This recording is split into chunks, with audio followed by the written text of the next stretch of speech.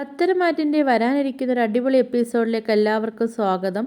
അങ്ങനെ നമ്മൾ അനാമികയുടെയും ജാനകിയുടെയും ഈ കുത്തുവാക്കുകൾ പറയുന്നത് കൂടിക്കൂടി വരുന്നുണ്ട് കേട്ടോ.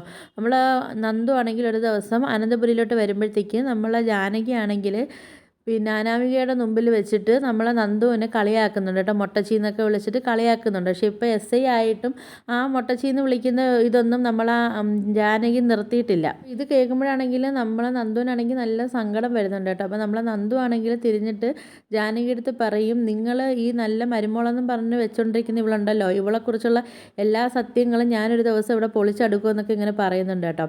അപ്പോഴത്തേക്ക് ജാനകി പറയുന്നുണ്ട്, നീ എന്താ പൊളിച്ചെടുക്കാനാ, നിങ്ങൾ എൻ്റെ മോൾ എന്താ ചെയ്തത്?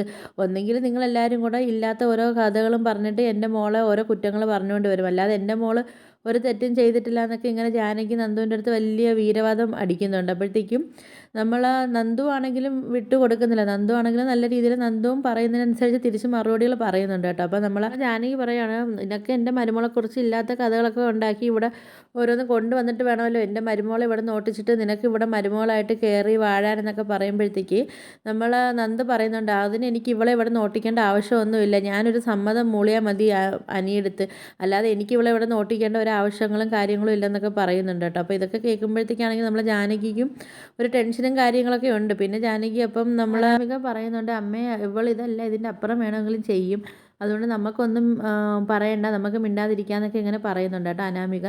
അപ്പോൾ അനാമിക പറയുന്നുണ്ട്, നീ ഇപ്പം ഒരു SI എന്ന് വെച്ചിട്ട് നിന്നെക്കാട്ടി വലിയ മേലുദ്യോഗസ്ഥന്മാരുണ്ടല്ലോ, നീ ഇനി ഞങ്ങളെ ശല്യം ചെയ്യാൻ വേണ്ടി വന്നു കഴിഞ്ഞാൽ ഞങ്ങൾ നിൻ്റെ പേർക്ക് ഞങ്ങൾ കേസ് കൊടുക്കുമെന്നൊക്കെ ഇങ്ങനെ അനാമിക നന്ദുവിൻ്റെ അടുത്ത് പറയുക. നമ്മളെ നന്ദു പറയുന്നുണ്ട്, കേസ് കൊടുക്കാൻ പോകുന്ന ആരാണെന്ന് നോക്കാം, കേസിനകത്ത് കുടുങ്ങാൻ പോകുന്നതൊക്കെ ആരാണെന്ന് നമുക്ക് കണ്ടറിയാം, എന്തായാലും നിന്നെക്കുറിച്ചുള്ള കുറച്ചും കൂടെ ക്ലാരിഫിക്കേഷനും കൂടെ എനിക്ക് കിട്ടാനുണ്ട്, നീ ഇങ്ങനെ പിടിതരാതെ നീ എത്ര നാൾ നടക്കുമെന്നൊക്കെ നമുക്ക് കണ്ടറിയാം, എന്തായാലും നിന്നെക്കുറിച്ചിട്ടുള്ള എല്ലാ വിവരങ്ങളും എനിക്ക് കിട്ടിക്കഴിഞ്ഞാൽ നിനക്ക് 8ൻ്റെ പണി തന്നെ നിന്നെ ഞാൻ പൂട്ടിയിരിക്കുമെന്ന് പറയും കേട്ടോ.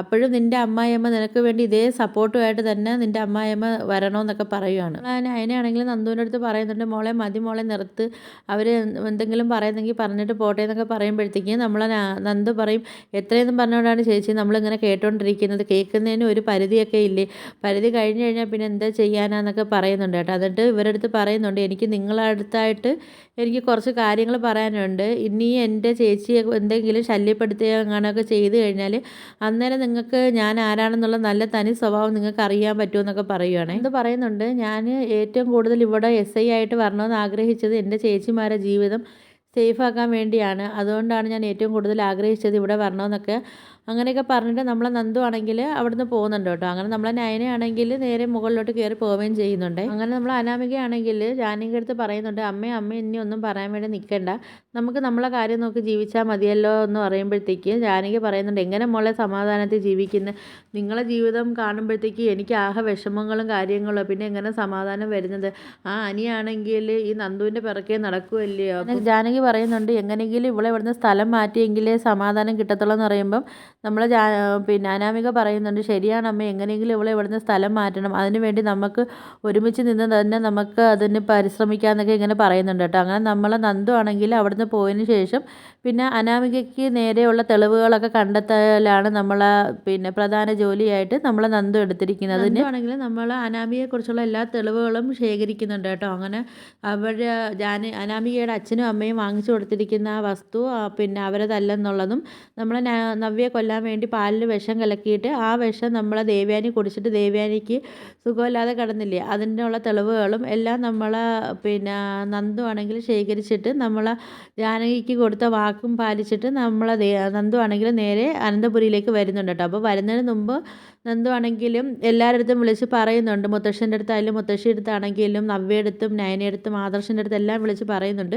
ഇതേപോലെ ഞാൻ അവിടെ വരുന്നുണ്ട്, വരുന്ന സമയത്ത് എല്ലാവരും അവിടെ കാണണമെന്നൊക്കെ പറഞ്ഞിട്ടാണ് നമ്മളെ നന്ദു അവിടേക്ക് വരുന്നത് കേട്ടോ. നമ്മളെ നന്ദു പറഞ്ഞത് പ്രകാരം എല്ലാവരും അവിടെ നിൽപ്പുണ്ട് കേട്ടോ. അങ്ങനെ ഈ ജാനകി പറയുന്നുണ്ട്, ഇവളെന്തിനാണ് എല്ലാവരെയും വിളിച്ചൊക്കെ വരുത്തിയത്, ഇനിയിപ്പോൾ എന്താ തീരുമാനം എന്നറിയത്തില്ലല്ലോ, ഇനി അനിയെ കല്യാണം കഴിക്കാമെന്ന് പറയാവുന്നതിന് സമ്മതമാണെന്ന് പറയാൻ വേണ്ടി വല്ലതും ആണോ ഇവള് വരുന്നതെന്നൊക്കെ ഇങ്ങനെ ജാനകി ഇങ്ങനെ പറയുന്നുണ്ട് കേട്ടോ. അപ്പോഴത്തേക്ക് അഭി പറയുന്നുണ്ട് എന്തെങ്കിലും കള്ളത്തരങ്ങളൊക്കെ കണ്ടുപിടിച്ചിട്ട് ഇങ്ങോട്ട് വരുമായിരിക്കും, ഇവിടെ വരാൻ വേണ്ടിയുള്ള എന്തെങ്കിലും ഒരു കള്ളത്തരങ്ങളൊക്കെ പറഞ്ഞിട്ട് വരുമായിരിക്കും. എങ്ങനെയെങ്കിലും അവൾക്കാണെങ്കിൽ അനാമികയെ ഇവിടെ ഒഴിവാക്കിയിട്ട് അവൾക്ക് എങ്ങനെയെങ്കിലും ഇവിടെ കയറി പറ്റണമായിരിക്കും, അതിനുള്ള എന്തെങ്കിലും കള്ളത്തരങ്ങളൊക്കെ ആയിട്ടായിരിക്കും വരുന്നതെന്നൊക്കെ പറയുകയാണ്. എന്നാലും നമ്മൾ അബിയുടെ ഉള്ളിലൊരു പേടിയൊക്കെ ഉണ്ട്. കാര്യച്ച ചന്തുമോളെ കുറിച്ചുള്ള വല്ല കാര്യങ്ങൾ പറയാനാണോ എന്നൊക്കെ ഉള്ളൊരു പേടിയൊക്കെ ഉണ്ട്. ആ സമയത്ത് പിന്നെ ജലജ പറയുന്നുണ്ട്, അല്ല അബി ഇനിയിപ്പം ആദർശിൻ്റെ കൊച്ചാന്നും പറഞ്ഞുകൊണ്ടൊക്കെ ഇവിടെ നടക്കുന്നുണ്ടല്ലോ ആ ചന്തുമോൾ, ഇനി ആ കൊച്ചിൻ്റെ കാര്യങ്ങൾ എന്തെങ്കിലും പറയാനോ അല്ലെങ്കിൽ ഇനി ആദർശിൻ്റെ കൊച്ചല്ലെന്നൊക്കെ പറയാൻ വേണ്ടിയൊക്കെ ആണോ എന്ന് ഇങ്ങനെ പറയുമ്പം നമ്മൾ അബി പറയുന്നുണ്ട്, എന്തായാലും ആദർശേട്ടനെ കുറിച്ചിട്ടുള്ള കാര്യങ്ങളൊന്നും അല്ല, അതെന്തായാലും ആദർശേട്ടൻ്റെ കുറിച്ചിട്ടുള്ള കാര്യങ്ങളാണെങ്കിലൊന്നും അവളെന്തായാലും എല്ലാവരെയും വിളിച്ചിട്ടൊന്നും അവൾ പറയത്തില്ല, അതെല്ലാം അവളെ സംരക്ഷിക്കാനേ നോക്കത്തുള്ളൂ, അതുകൊണ്ടാണല്ലോ ഇവിടെ ആദർശേട്ടൻ്റെ കാര്യത്തിൽ ഒരു തീരുമാനങ്ങളും എടുക്കാത്തതെന്നൊക്കെ ഇങ്ങനെ പറയും കേട്ടോ അബി. എന്തായാലും അവൾ വരുമല്ലേ, വന്നിട്ട് ഇനി ഇപ്പോൾ എന്തായാലും നമുക്ക് എല്ലാ കാര്യങ്ങളും കണ്ടു കാണാമെന്നൊക്കെ പറയുന്നുണ്ട് കേട്ടോ അബി. അപ്പോഴത്തേക്കും നമ്മൾ നന്ദു ആണെങ്കിൽ ഫുൾ യൂണിഫോമൊക്കെ ആയിട്ട് നമ്മളെ നന്ദു കോൺസ്റ്റബിൾമാരൊക്കെ ആയിട്ട് ആനന്ദപുരിയിലേക്ക് വരുന്നുണ്ട് കേട്ടോ. നമ്മളെ നന്ദു ആണെങ്കിൽ നേരെ മുത്തശ്ശൻ്റെ അടുത്താണ് പോകുന്നത് കേട്ടോ. എന്നിട്ട് മുത്തശ്ശൻ്റെ അടുത്ത് പറയുന്നുണ്ട്, മുത്തശ്ശൻ ക്ഷമിക്കണം, എനിക്ക് എൻ്റെ ഡ്യൂട്ടി ചെയ്യണം മുത്തശ്ശ, അതുകൊണ്ടാണ് ഞാനിങ്ങനെ വന്നതെന്ന് പറയുമ്പോഴത്തേക്കും നമ്മളെ മുത്തശ്ശൻ പറയും, അത് കുഴപ്പമില്ല മോളെ ഡ്യൂട്ടി കറക്റ്റായിട്ട് ചെയ്തോളാൻ പറയും കേട്ടോ. മുത്തശ്ശൻ ചോദിക്കും, എന്താ മോളെ എന്താ ഇപ്പോഴത്തെ പ്രശ്നങ്ങളും കാര്യങ്ങളും എന്നൊക്കെ ചോദിക്കുമ്പോഴത്തേക്കും നമ്മളെ നന്ദു ആണെങ്കിൽ അനാമിയെക്കുറിച്ചിട്ടുള്ള എല്ലാ കാര്യങ്ങളും നമ്മളെ മുത്തശ്ശന് കാണിച്ചു കൊടുക്കുക കേട്ടോ. അപ്പോൾ ഇതൊക്കെ കാണുമ്പോഴത്തേക്കും നമ്മളെ മുത്തശ്ശനും ജാനകിയും എല്ലാം കൂടെയൊക്കെ അമ്പരന്ന് നിൽക്കുന്നുണ്ട്. ജാനകി പറയുന്നുണ്ട്, എടി എന്തായാലും ഇത്രയും നാൾ ഞാൻ എല്ലാവരും പറയുമ്പോൾ ഞാൻ വിശ്വസിക്കത്തില്ലായിരുന്നു, കാര്യം നന്ദുവിനെ ഇങ്ങോട്ട് കൊണ്ടുവരാൻ വേണ്ടി എല്ലാവരും സപ്പോർട്ട് ചെയ്ത് നിന്ന് പറയുന്നതെന്നൊക്കെയാണ് ഞാൻ വിചാരിച്ചത്. എന്തായാലും ഇപ്പം നന്ദു എല്ലാ തെളിവുകളുമായിട്ടല്ലേ വന്നിരിക്കുന്നതെന്ന് പറയും. എന്നെ ചതിക്കുമായിരുന്നല്ലേ നീ ഇത്രയും നാൾ, എന്നെയും എൻ്റെ മോനെയൊക്കെ നീ ചതിക്കുമായിരുന്നല്ലോ എന്നൊക്കെ ഇങ്ങനെ പറയുന്നുണ്ട്.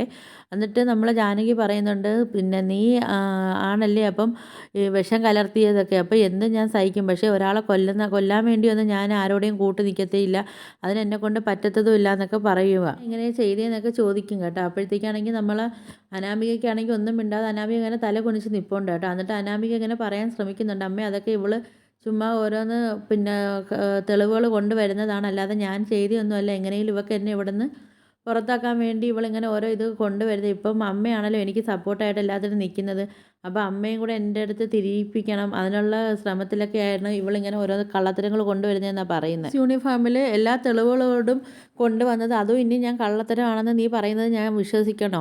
നീ ഇത്രയും നാൾ പറഞ്ഞതെല്ലാം ഞാൻ വിശ്വസിച്ചു, ഇവരെല്ലാം പറഞ്ഞതൊക്കെ കള്ളത്തരങ്ങളാണെന്നൊക്കെ പറഞ്ഞ് ഞാൻ ഇത്രയും നാൾ നിന്നെ വിശ്വസിച്ചു, ഇനി ഞാൻ നിന്നെ വിശ്വസിക്കണോ? പിന്നെ ജാനകി പറയുന്നുണ്ട്, ഇനി ഞാൻ നിന്നെ വിശ്വസിക്കണോ? കുറച്ച് നാൾ കൊണ്ട് ഞാൻ നിന്നെ നിരീക്ഷിക്കുന്നുണ്ടായിരുന്നു, എല്ലാവരും ഒരേ സ്വരത്തിൽ നിന്നെക്കുറിച്ച് കുറ്റം പറയുമ്പോഴത്തേക്ക് അതെന്തായാലും അതിനകത്ത് എന്തായാലും ഒരു കാരണം കാണുമല്ലോ, അതുകൊണ്ട് എന്തായാലും കുറച്ച് നാൾ കൊണ്ട് നിന്നെ ഞാൻ നിരീക്ഷിക്കുന്നുണ്ടായിരുന്നു എന്നൊക്കെ പറഞ്ഞിട്ട് ജാനകി അനാമികയുടെ ചെവി കുറ്റി നോക്കി ഒരു അടി കൊടുക്കുന്നുണ്ട് കേട്ടോ.